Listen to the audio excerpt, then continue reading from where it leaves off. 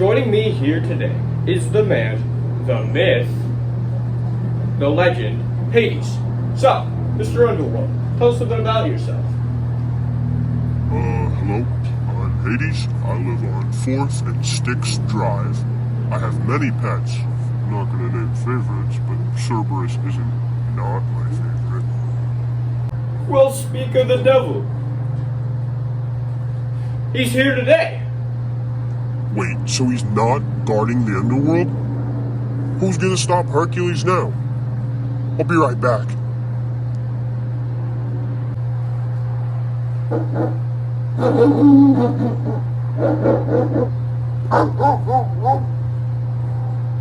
Sure, buddy. So, how's the underworld? I heard it's been awfully rainy.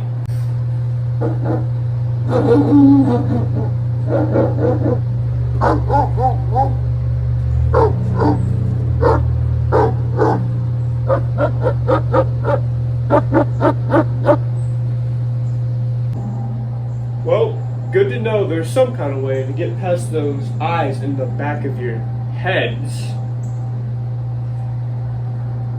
So, what's the tea between Hades and Persephone? A little birdie told me there's been some drama.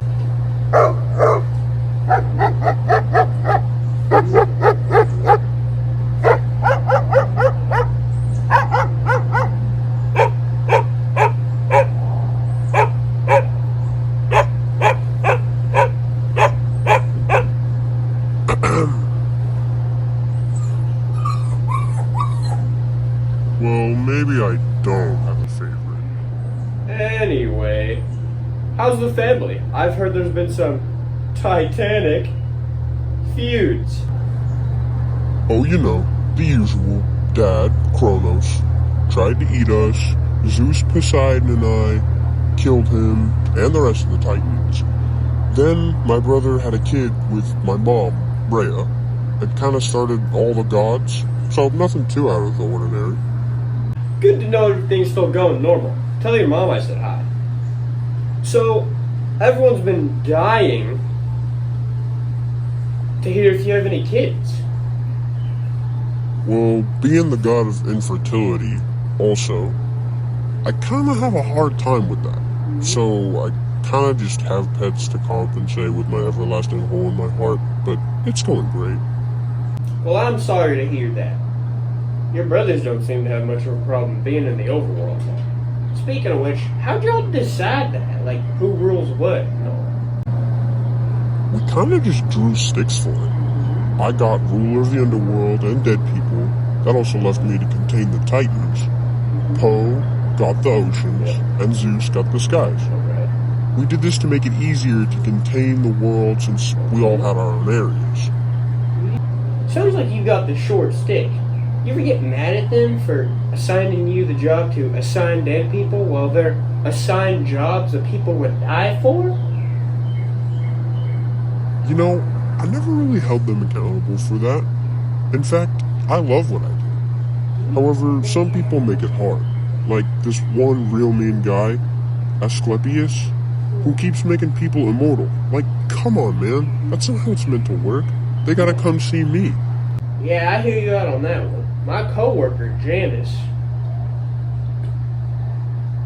makes it real hard sometimes, especially when she hasn't had her cold brew in the morning.